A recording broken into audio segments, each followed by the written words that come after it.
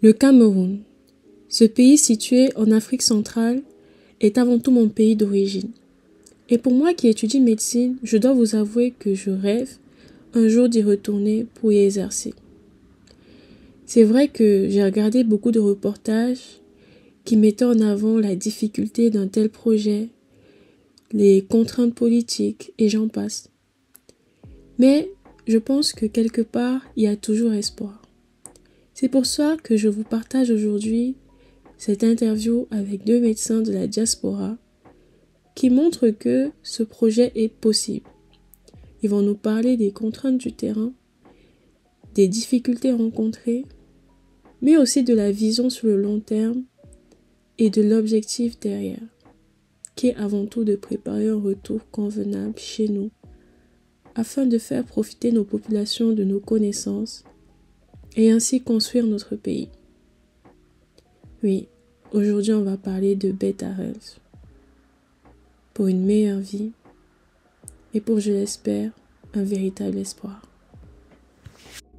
Est-ce que vous auriez pensé cela possible aujourd'hui que des médecins en Occident pourraient gérer toute une clinique depuis la distance?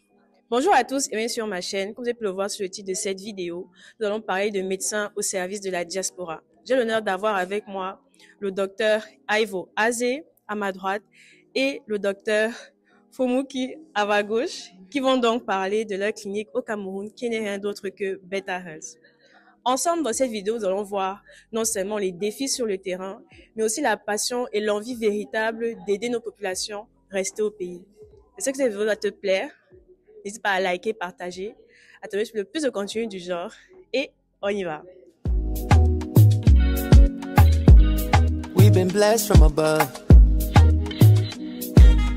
Bonjour à vous, docteur Fomuki et docteur Ivo. La première question pour cette interview est qu'est-ce qui vous a motivé en tant que médecin camerounais vivant en Allemagne à lancer le projet Better Health au Cameroun?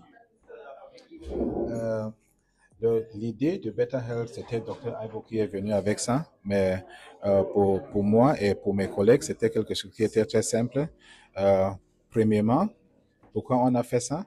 C'est pour donner encore au Cameroun, c'est que nous avons quitté le Cameroun comme des petits enfants pour venir ici apprendre la médecine, pour venir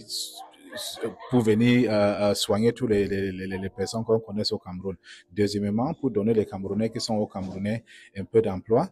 Et troisièmement, pour préparer notre rentrée aussi au Cameroun. Ah, super. Merci beaucoup. La prochaine question, elle s'adresse à vous, docteur Ivo. Quels sont les principaux services médicaux que vous proposez à Better Health et comment est-ce que vous pouvez vous différencier des structures déjà sur place? Actually, if you look on our homepage, and our mission is to provide innovative access to healthcare, to Cameroonians and things that are really not available in Cameroon. We started, we started with home care and general medicine, but at the moment, what we are providing is our expertise, especially in specialist care. So most of our services now are rendered around specialist care. We will take like urology, for example, which is his expertise, so with close collaboration with the colleagues in Cameroon. Urology is really one of our specialist services where we are really having all the equipment there necessary to provide this specialist care. Second specialist care that we're providing is gynecology and obstetrics, and we have also the gynecologists working with us in Yaoundé, and we have most of the equipment there. The third aspect is oncology, which is also my expertise. So I work with an oncologist to provide oncology service at Better Health. If you look at these topics now, so we are really on oncology, gynecology, oncology, urology, oncology. And of course, we provide the basic service for the community available at Nkozwa, where the clinic is, in terms of general medicine care. And just to specialize again, that we really focus now more on specialist care. Ok. Thank you very much. Merci beaucoup pour votre intervention. Donc, si je comprends bien, la vraie différence sur le terrain, c'est, on va dire, votre expertise qui vient aussi quelque part d'une formation occidentale Et ça veut donc dire que vous travaillez en collaboration avec les médecins sur place, si je comprends. Exactly. So if you want to provide specialist care and you want to provide something on top, which is our expertise that we're having, and it's not just two of us, he's an oncologist, Better Health, the protagonist of Better Health, we have Dr. Kaba, who is a gastroenterologist, Dr. Eliana Chachu in Switzerland, who is also an internist. We also have in Cameroon occupational health specialists working with us. So we are using all of this expertise, to bring it at Better Health, to provide the services there. The other area that I didn't mention is innovative surgical procedures, which is laparoscopic surgery and endourology services. These are also innovative things that we are trying to bring. Many people must not be hospitalized long. With modern technology, with modern diagnostic infrastructure in laparoscopic surgery, endoscopic surgery, that's what we are bringing in, and we are also training Cameroonian doctors to acquire the skills with the help of our network here in Campomedics that we have. Il a procédé ces 2 dernières semaines à l'installation d'une bonne partie des équipements importés. Donc, au niveau de l'imagerie, il a installé des échographes. Au niveau de la maternité, il y a eu l'installation de la couveuse ou de l'incubateur, de la table de réanimation néonatale, du cardiotocographe et de la table d'accouchement. Au bloc opératoire que nous avons visité, nous avons déjà les stérilisateurs ou autoclaves qui sont déjà fonctionnels, la table d'opération, l'appareil d'anesthésie, les sialytiques, en fait le système d'éclairage, et puis le lave-mains semi-automatique qui a été installé. Donc il reviendra pour installer l'appareil de radiologie, ce qui complétera en fait sa mission. Donc nous sommes reconnaissants à M. Franck qui est venu d'Allemagne pour pouvoir installer tous ces équipements. Et nous espérons dans un avenir proche être capables d'offrir une qualité de service encore meilleure que celle que nous offrons jusqu'à présent. Nous allons passer à la 3e question qui va donc rebondir sur cette collaboration avec les médecins sur place. Docteur Fomouki, quelles ont été les plus grandes difficultés rencontrées dans le processus de création et de gestion d'un hôpital au Cameroun depuis l'Allemagne? C'est que la réponse, je peux donner la réponse pendant deux jours même, mais je vais me focaliser sur ce qui est très, très important. Pour gérer une entreprise, quand vous n'êtes même pas sur place vous-même, c'est toujours un peu difficile. Donc, c'est clair que c'est un problème. Donc, on a choisi un médecin-chef qui est toujours dans la clinique et aussi un manager qui est aussi toujours dans la clinique. Et on essaie toujours de être, moi personnellement, je suis en contact avec la clinique chaque jour à 7h45 jusqu'à 9h, quelque chose comme ça, pour savoir toutes les malades qui étaient à l'hôpital le lendemain, qu'est-ce qu'ils ont fait, pourquoi ils n'ont pas fait quoi, et tout ça. Et le moment là, on peut utiliser aussi à savoir, et de temps en temps, je me fais connecter aussi pour savoir qui est sur place, qui n'est pas sur place, et ils ne savent pas quand je vais appeler et tout ça là. Mais le problème de vraiment régler ça, qui est là, qui n'est pas là, ce n'est pas toujours réglé parce que parfois, au Cameroun, on pense que dès qu'on est chef, c'est qu'on arrive au travail comme dernière personne et on quitte comme la première personne. Mais c'est pas vraiment ce qu'on on veut savoir. Et c'est juste pour dire qu'il y a des petits problèmes là-bas qu'on essaie aussi de gérer ça. Mais nous savons que finalement, quand on va arriver là-bas et faire ça nous-mêmes, que ce problème va toujours être là, mais diminuer aussi. Deuxièmement, il y en a un problème de formation pour former des Camerounais parce que nous avons vraiment beaucoup des équipements de nouveaux États qui sont là, mais que beaucoup de personnes ne savent pas encore utiliser ça. Donc, pour entraîner même des gens, comment on traite avec un malade qui a déjà des douleurs, qui arrive à l'hôpital, qu'on ne le gronde pas, ça c'est quelque chose qu'on trouve aussi un peu qu'on doit encore travailler sur ça avec des personnels qu'on a sur place, mais quand même, on arrive déjà à aller apprendre beaucoup de choses. Ils sont plus gentils aux malades, ils sont plus professionnels et tout ça.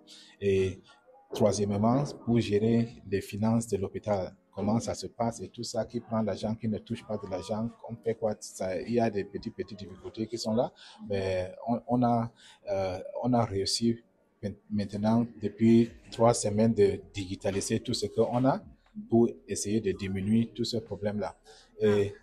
Et il y a encore un autre problème qui vient de passer. Dr Ivo a venu de parler de l'endoscopie, la paroscopie et tout ça. Nous avons envoyé certains appareils qui vont quitter d'ici pour aller au Cameroun. Et cet appareil qu'on vient d'envoyer là, c'est un peu gâté. Donc, on est en train de calculer maintenant, c'est assuré et des trucs comme ça, mais pour vraiment voir que les solutions viennent, ça peut encore durer. Je parle d'un problème qui est actuel, qui vient d'arriver hier avec Air France. Okay? Il y a on a ouvert ça et c'est un peu gâté. Et il y en a déjà des femmes, parce que cet appareil, c'était d'abord pour utiliser pour des femmes qui ont ce qu'on appelle des myomes. Je ne sais pas si on dit ça aussi en français, pour qu'on ne doit pas couper une femme avant d'enlever des myomes, mais on peut enlever ça par endoscopie, et la femme peut rentrer très vite à la maison et peut avoir aussi ses enfants et tout ça sans problème. Mais ce truc-là, il y a un petit problème qui est là. Heureusement, on avait acheté 2, un est encore ici, mais l'autre là, comme ça coûte aussi très cher, on va essayer aussi de voir ce qu'on va faire. Mais ce sont des petits problèmes qui viennent, parce que nous, Dr Ivo était en train de planifier quand on va rentrer avec l'équipe d'ici, qui vont montrer aux équipes qui sont sur place comment on utilise ça avec même des personnes qui ont produit ça ici. Mais comme c'est gâté là, il faut d'abord qu'on cherche de voir la solution pour que ça fonctionne déjà avant que tout le monde se déplace pour aller utiliser ça. I just want to add a small comment, right, on the challenges that we have, right? Cameroon really have a lot of challenges and problems in the healthcare, but that is also our mission. You know, challenges is good for growth, and we know that we have to impact our society. We have to change the trajectory of things in the future, and we can only do that by being there, right? And that's why we are there, and that's our mission. And we must say that despite the challenges, we have a lot of fulfillment, a lot of fun in what we're doing. We love our country, we love where we come from, and there are a lot of young, inspiring Cameroonians that we want to work with and that we are training and working with. Et le challenge le plus grand qu'on avait avant, qu'on a déjà corrigé, que je n'ai même pas parlé de ça parce que la solution est déjà là, c'est pour avoir l'énergie pour fonctionner. L'énergie, le courant. On a essayé plusieurs trucs parce que sur Enio, on ne peut pas compter sur ça. On peut être en train d'opérer quelqu'un et Enio prend le courant et tu es encore dans le malade. Donc, mais maintenant, nous avons un grand générateur là-bas qui, dès qu'il n'y a pas Enio, ça se revient toute seule. Donc, il y a l'électricité à Beta Health 24 heures par jour. Ouais. Wow. Ça, c'est vraiment quelque chose de très intéressant.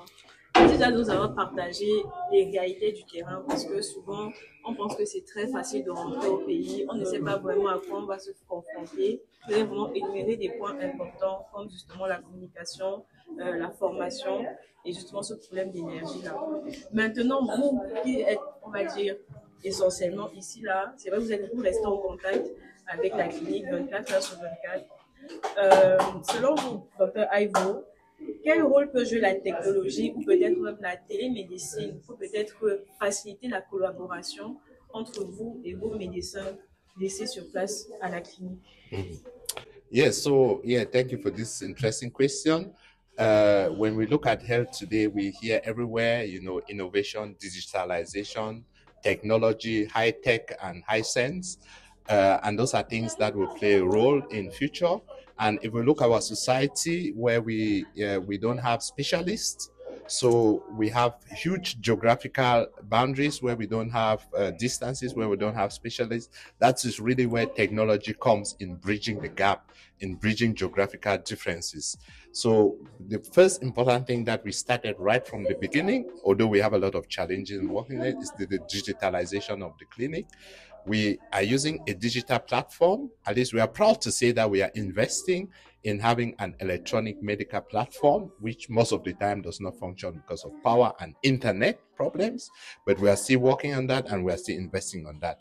And it is interesting to say that we have such a platform which is also developed in Africa by a Nigerian company. So we are implementing that in Cameroon, and the platform is excellent. It's just the local problems that makes the utilization of the platform very difficult. And this platform offers the possibility of doing telemedicine, right? So within the patient's file, you can actually do an online consultation. You can manage with the colleagues. So it's really a collaborative platform that we are using. Également, nous mettons le médecin en charge également en contact. Nous signalons, nous fixons un rendez-vous entre le médecin et le patient. Lorsque le patient arrive donc à l'hôpital pour le rendez-vous qui a été fixé entre le téléconsultant et le patient, arrivé, le matériel est déjà installé. Nous avons l'ordinateur et l'objet qui va servir de caméra entre le patient et le téléconsultant.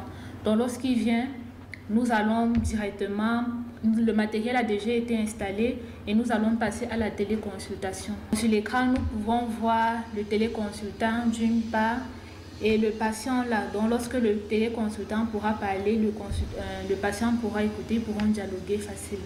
Là, nous avons en téléconsultation Dr Eliane. Vous avez encore examiné, je pense qu'on devrait faire une radiographie du genou. And on digitalization, we also have platforms that we are using with time. You know, Community eHealth is also an eHealth company by a Cameroonian in Hamburg. They have an oncology platform that we do tumor boards with it, so we're using that. So on the form of digitalization is really something that we have to implement, that we are using also, and that's impacting patients' life. And with these platforms, you can actually prevent patients from traveling around the globe to go and get healthcare. As we talked about people going to India, you can use the platform. If you go to Better Health, you can have an online meeting with me. If you have an oncology problem, you can have an online consultation with Chief Fomuki. He can do the test there, evaluate them on the ground. So that's one of the things that we are applying there. So in the next form of innovation is artificial intelligence. Artificial intelligence, you know, many people, you know, is a hype on one part, but it is a tool in healthcare.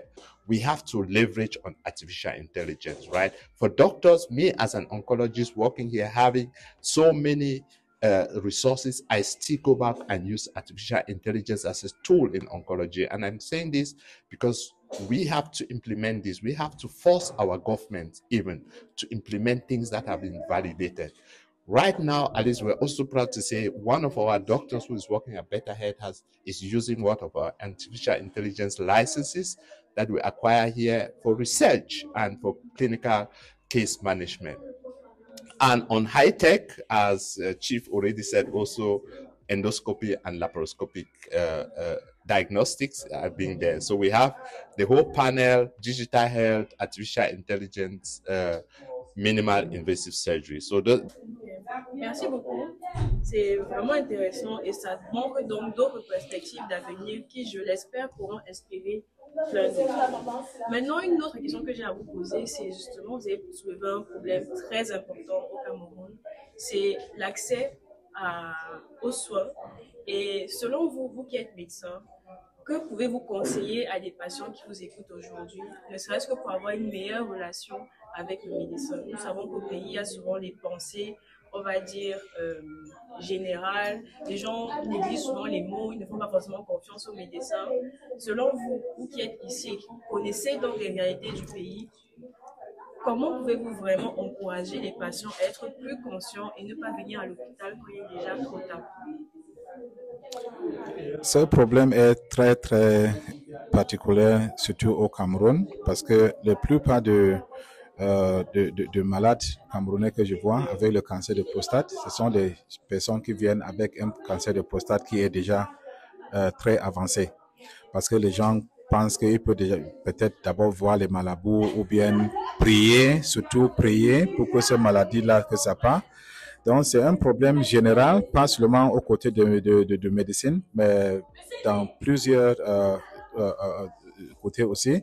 Ce qu'on peut toujours faire, c'est pour encourager les gens et pour toujours dire aux gens aussi que, et au Cameroun même, ce n'est même pas seulement l'affaire de l'argent qui fait que les gens viennent à l'hôpital ou bien ne viennent pas à l'hôpital. Même les riches, les gens qui peuvent payer tout ce qu'on a besoin, ils arrivent souvent à l'hôpital toujours très tard. Mais pour dire que j'ai une solution, pour dire que non, on va faire ça pour que les mentalités de Camerounais, que ça change, qu'ils viennent à l'hôpital quand il faut venir, c'est très, très difficile. Mais on essaie toujours d'encourager tout le monde qu'on voit. On fait des campagnes que les gens doivent même venir sans payer de l'argent et tout ça. Et on l'explique tout ça chaque fois. Mais ça arrive toujours que les gens viennent en retard et c'est comme ça. Je ne sais pas si Dr. Ivo peut ajouter quelque chose. Yeah, well, to add, actually, you know, the access to healthcare, the first problem is that the health infrastructure is not there. You know, people have to travel distances. But the second and really most interesting that we really have to break the boundary is the alienation. So this modern medicine is being really guided by people who are very conservative. And I'm saying that these are doctors, you know, we have a very high status and we are looking at the patients down. And we have the problem of alienation. Why alienation? We are practicing Western medicine in institutions, and the rest of most of our population are rural population. So you are coming, a doctor traditionally wears a white gown, a white jacket, you know, he comes to an institution in an office, and and they speak a different language. So that's really the alienation that we have to break down culturally. And it is very good that we are having these social media platforms and that people are interacting there, because this is really an important tool to break down alienation. So I think your mobile phone is also a tool, and social media, to already get access to health, to provide people the information and to encourage people to take their health into the ground. So I believe that the greatest impact on access to health will not be done by doctors, right? This is really very clear. It will be done by the protagonists in social media. And we have very good people doing a lot of good work, and they have to get doctors on this platform to provide this information on screening and providing smaller healthcare packages that you don't find yourself in the hospital in an emergency and then you start getting infusions and all these things. So we really have to use on this tool, and you are doing a great job by providing these services. So thank you for that. You're welcome. So, on se retrouve donc déjà à la dernière question. Quels sont vos objectifs à moyen et à long terme avec Beta Health? Nous avons abordé tellement de points, que ce soit l'idée qui est venue, l'envie donc, si j'ai bien compris, de préparer un retour éventuel au pays. Au jour d'aujourd'hui, avec ces différentes difficultés, on voit que ne vous découragez pas, vous avez conscience de ce qui se passe sur le terrain et c'est vraiment encourageant. Et c'est donc pour ça que vraiment, je me demande, quel est votre objectif à la fin? Like, at the end of the day, what is the goal for Beta Health? Il y en a beaucoup de buts qu'on veut toujours tirer à Beta Health. Et le premier, c'est d'abord pour voir que Beta Health ne reste pas seulement en Kozoa à Yaoundé. C'est pour transférer ça aussi dans les autres régions. Et je peux à ce moment-ci déjà vous dire que à bientôt Beta Health va commencer aussi au Katenilong à Douala. Et nous sommes encore en train de travailler aussi pour que ça commence aussi à Bafoussam et à Bamenda. À Bamenda, c'est encore un peu difficile par rapport aux situations qui est là. Mais au même moment, quand il y a des situations de Bamenda, nous disent de même commencer là-bas, parce que c'est là que peut-être l'aide est même plus besoin qu'ailleurs. Et encore, ce que nous avons aussi maintenant, il y en a certains appareils qu'on appelle urodynamiques, qu'on utilise en neurologie. Cet appareil-là, c'est un appareil qu'on utilise dès qu'on a vraiment beaucoup de soucis, comment on fait pipi, et tout le monde a déjà regardé. On ne peut pas trouver qu'est-ce qui est le problème. Est-ce que quelqu'un doit être opéré ou bien il ne va pas profiter d'une opération et tout ça. Cet appareil-là, on vient d'amener ça à Beta Health pour mettre ça pour que ça commence à fonctionner. Et cet appareil, à mon information, ne se trouve pas dans la région CEMAC et dans la région même de CEDEAO, là où on travaille aussi de temps en temps. Donc, c'est quelque chose qui est premier au Cameroun, que c'est nous qui l'avons amené. C'est seulement qu'on doit faire une coopération maintenant avec les médecins qui sont au Cameroun et surtout le médecin de l'hôpital central à Yaoundé pour qu'on fasse je ne sais pas quoi, pour qu'il y ait une coopération, pour que tout le monde peut vraiment profiter de ça et pourquoi pas même amener ça en dehors du Cameroun pour que les autres peuvent venir aussi se préparer de ça. Donc, c'est notre but aussi pour voir que ça fonctionne. Et Et pour moi, long termement, c'est pour faire que Better Health fonctionne en manière que nous aussi, on peut rentrer au Cameroun quand on est encore fit, pas quand on a, je sais pas, quand on est encore fit pour encore vraiment travailler, quand on rentre vite et continuer à pousser ça. Je sais que Dr. Ivory aussi, peut-être il a ses idées aussi dans la tête, ce qu'il veut avoir, mais right? Yeah, so actually we started with better, right? Better from pidgin is like, things getting better. So better health is for a better life. So we want the people to have a better life, a better and an active life. And the really goal is that everybody that has access or contact with better health has a better life and an active life. That could be my uncles, my related family members, that could be your family members, So this is really what we want to achieve. And we think that in a few years' time, we hopefully, with the idea of better health, that people will not need to travel out of Cameroon to seek specialist healthcare. Our goal is really that in 5 to 10 years' time, you should be able to have access to the healthcare that I am providing here to Germans and other people, that somebody in Cameroon who wants to have that same quality of healthcare can have it in Cameroon. And we are inviting people to support us, to join and invest in better health, because everything comes with investment. So we need sponsoring, we need really investment to build the institutions that will make these needs. Bon, merci beaucoup, vraiment. C'était pour moi déjà un honneur de vous interviewer sur ce sujet-là.